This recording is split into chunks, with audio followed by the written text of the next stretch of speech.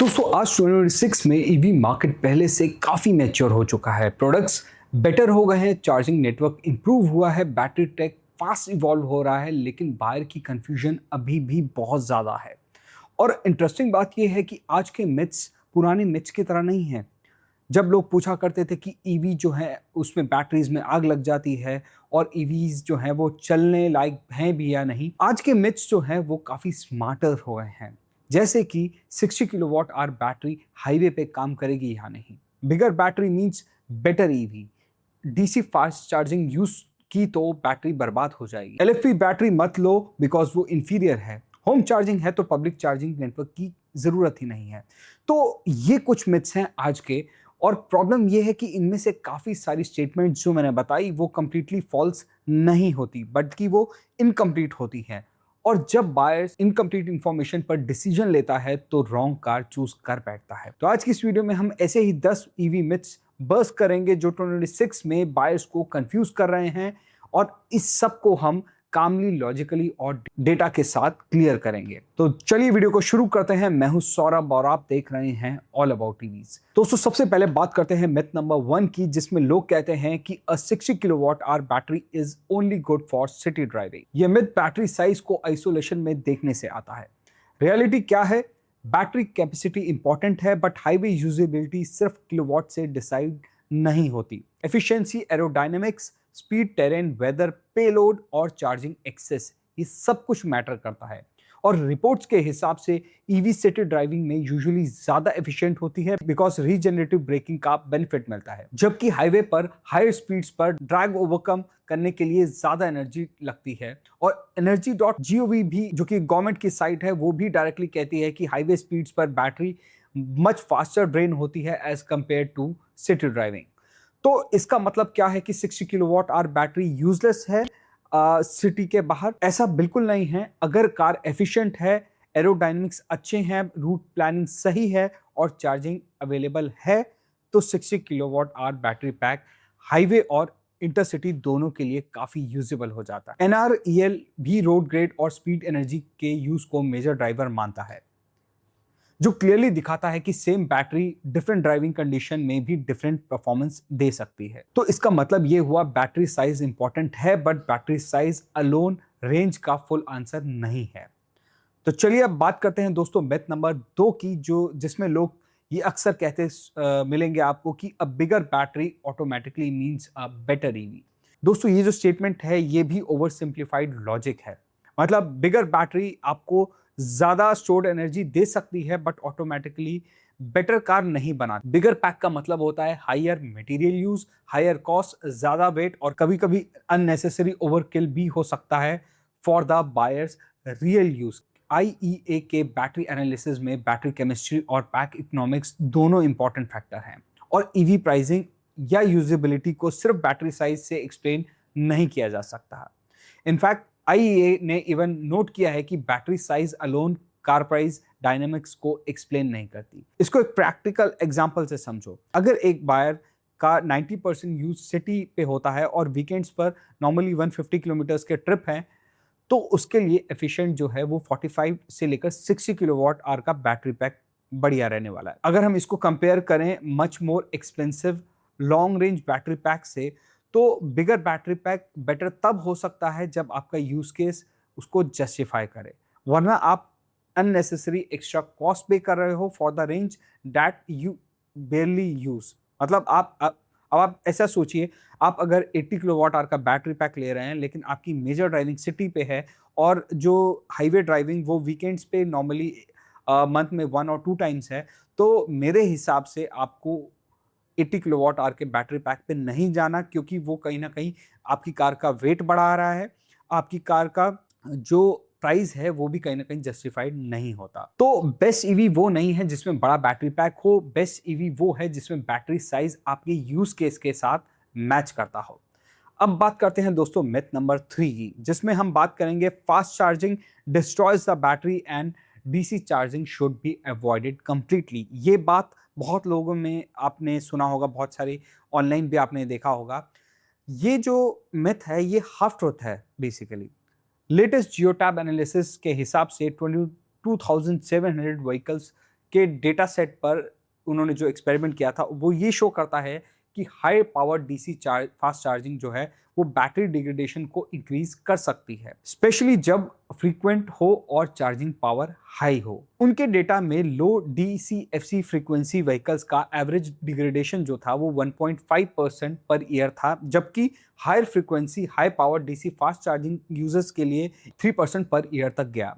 लेकिन same study ये भी कहती है कि modern EV batteries overall robust हैं, and even average degradation rate across the latest data set was around 2.3% per year। मतलब सच क्या है, डीसी फास्ट चार्जिंग डिस्ट्रॉय नहीं करता बट स्ट्रेस जरूर बढ़ाता है, specially high power high frequency use में। इसीलिए प्रैक्टिकल एडवाइस बाइनरी नहीं होना चाहिए। डेली रूटीन्स के लिए एसी या फिर लोअर पावर चार्जिंग जो है वो बेटर है। Long trips, occasionally urgent use के लिए डीसी फास्ट चार्जिंग बिल्कुल नॉर्मल है और इनफैक्ट थोड़ा सा बेटर भी माना जाता है, स्पेशली जब पब्लिक फास्ट चार्जिंग एडॉप्शन का की पार्ट फास्ट चार्जिंग ही हो। तो अगर हम इसको कंक्लूड करें तो डीसी फास्ट चार्जिंग पॉइजन नहीं है, बट आप उसको डिफॉल्ट हैबिट बना देना आइडल नहीं होना चाहिए। अब बात करते हैं दोस्तों मिथ नंबर 4 की, जिसमें हम बात करेंगे charging to 100% is always bad for every EV.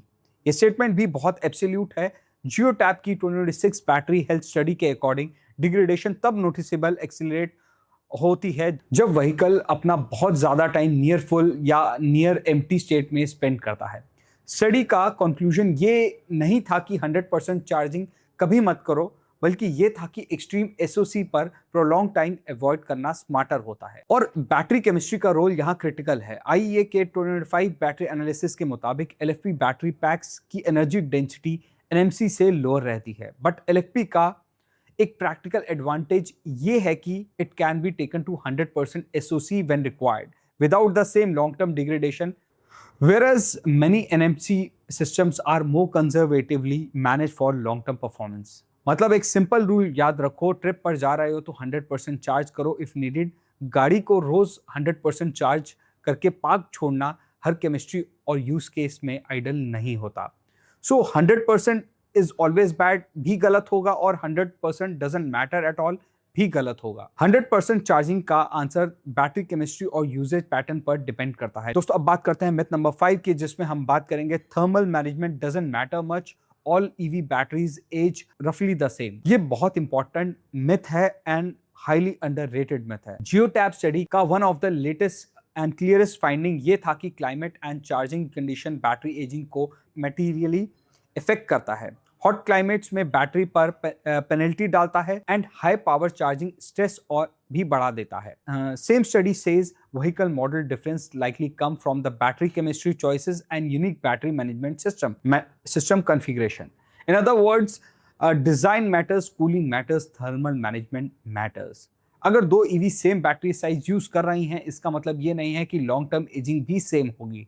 Cell chemistry, pack design, software control, charge buffering and thermal regulations, all these can change real world battery life। और DOE's lithium ion technology assessment भी NMC और LFP को different strength के साथ describe करता है, including energy density and safety characteristics, which again shows all batteries are not aging under identical conditions and priorities। मतलब कि बैटरी साइज से पहले बैटरी को मैनेज कैसे किया जा रहा है, ये समझना बहुत इंपॉर्टेंट। अब बात करते हैं दोस्तों मिथ नंबर 6 की, जिसमें regenerative braking always works in the same way in every condition. ये स्टेटमेंट क्या सही है या गलत? ये स्टेटमेंट बिल्कुल गलत है। टेस्ला's official owner manual directly says regenerative braking may be limited when the battery is cold or already full charge। It also says deceleration from regen can vary depending on the current state of the battery। That means regen behavior is not fixed, it changes with the battery condition। Fueleconomy.gov also notes that cold weather affects battery performance and this also affects regenerative braking performance in hybrids, plug-in hybrids and EVs as well। अगर किसी बार को लगता है कि हर EV same experience देगी तो वो technically wrong expectation है। रीजन मैजिक है बट कांस्टेंट नहीं रहता। अब बात करते हैं दोस्तों मिथ नंबर 7 की, जिसमें हम बात करने वाले हैं cold weather effects ICE cars EV range drop is mostly a high। ये बिल्कुल मिथ है। Fueleconomy.gov के कोल्ड वेदर डेटा के मुताबिक EV फ्यूल इकोनॉमी रफली 39% तक ड्रॉप कर सकती है मिक्स ड्राइविंग में, और रेंज अबाउट 41% तक ड्रॉप कर सकती है eight 20 degree Fahrenheit, with about 2/3 of extra energy going into cabin. Even without a cabin heater, use EV economy 8% lower and range approx 12% lower हो सकती है।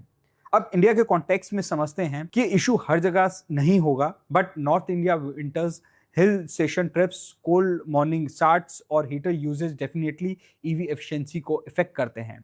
तो इस मिथ का राइट आंसर ये है कि कोल्ड इम्पैक्ट रियल हैं, but severely depends on temperature, trip length, heating demand and vehicles thermal system. तो cold weather range drop hype नहीं है, बट हर क्लाइमेट में सेम लेवल का प्रॉब्लम भी नहीं होता। अब बात करते हैं दोस्तों मिथ नंबर 8 की, जिसमें हम बात करेंगे N EV with home charging is easy, so public charging quality doesn't matter. ये मिथ अर्बन इंडिया के कॉन्टेक्स्ट में बहुत डेंजरस हो सकता है।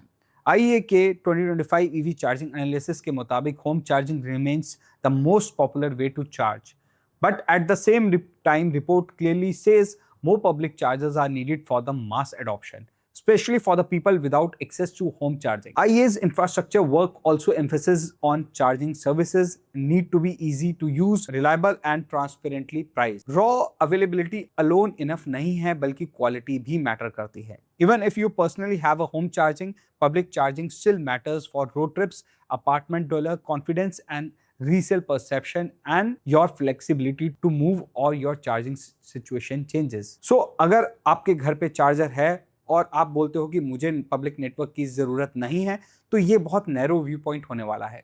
A healthy EV ecosystem needs both, यानी कि होम चार्जिंग कन्वीनियंस देता है, लेकिन पब्लिक चार्जिंग जो है वो आपको कॉन्फिडेंस देता है। अब बात करते हैं दोस्तों मेथ नंबर 9 की, जिसमें हम बात करेंगे LFP battery means worse and NMC battery means premium and better. ये मिथ बहुत कॉमन है बिकॉज बायर्स केमिस्ट्री को क्वालिटी लेवल की तरह देखता है। IEA के 2025 बैटरी एनालिसिस के हिसाब से LFP batteries almost 30% cheaper per kilowatt than NMC battery. NMC battery still has an energy density advantage, though the gap is very narrow. IEA also says LFP battery pack energy density is roughly 1/5 lower by mass and about 1/3 lower by volume than NMC pack. But that does not mean LFP simply is bad, but LFP and NMC optimize different priorities. DOE's lithium ion energy assessment describes NMC and LFP as two major chemistries, with NMC associated with superior energy density and LFP with superior safety characteristics. IEA has also pointed out that LFP adoption has expanded strongly because cost and supply chain factors matters, not just the premium positioning. तो correct framing क्या होने वाली है? NMC often suits application where higher energy density is valuable, and LFP often suits application where cost, safety, durability and fast charging usability matters a lot. मतलब premium M verse जैसा label buyers को over simplify करके confuse करते हैं। तो LFP cheap and bad नहीं है, NMC premium and best universally नहीं है। अब बात करते हैं दोस्तों मेथ नंबर 10 की, जिसमें हम बात करेंगे battery chemistry matters less than battery size. Actually, chemistry can be just as important as size and sometimes more. Chemistry affects energy density, cost, thermal behavior and degradation characteristics, charge behavior and how manufacturer sets charging recommendations. EV buying में सबसे बड़ा problem anti EV propaganda नहीं है, सबसे बड़ा problem है half knowledge. 60 kilowatt city only driving नहीं होती, फास्ट चार्जिंग बैटरी को इंस्टेंटली डिस्ट्रॉय नहीं करती, 100% चार्जिंग हर ईवी के लिए सेम रूल फॉलो नहीं करती, थर्मल मैनेजमेंट ह्यूज फैक्टर है, रीजन डायनेमिक है, फिक्स नहीं है, कोल्ड वेदर इम्पैक्ट जो है वो रियल है ईवीज के केस में, फास्ट चार्जिंग के साथ भी पब्लिक चार्जिंग क्वालिटी मैटर करती है। LFP and NMC good versus bad fight बिल्कुल भी नहीं होनी चाहिए, और बैटरी केमिस्ट्री को इग्नोर करके सिर्फ किलोवाट आवर देखना बायर्स की मिस्टेक होती है। अगर आप ईवी लेने की प्लानिंग कर रहे हो तो सिंपल रूल फॉलो करो, स्पेक शीट्स का हेडलाइन मत देखो, use case, charging setup, chemistry और रियल वर्ल्ड चार्जिंग बिहेवियर को समझो। और आपके हिसाब से सबसे डेंजरस ईवी मिथ कौन सा है, कमेंट में लिखो। और नेक्स्ट पार्ट में हम इस टॉपिक को कवर करेंगे, how to actually choose the right EV in 2026। तो अगर आपको ये डिटेल एनालिसिस पसंद आए तो वीडियो को लाइक करें, चैनल को सब्सक्राइब करना ना भूलें। मिलते हैं आपसे नेक्स्ट वीडियो में, तब तक के लिए drive safe and stay electric. Thank you.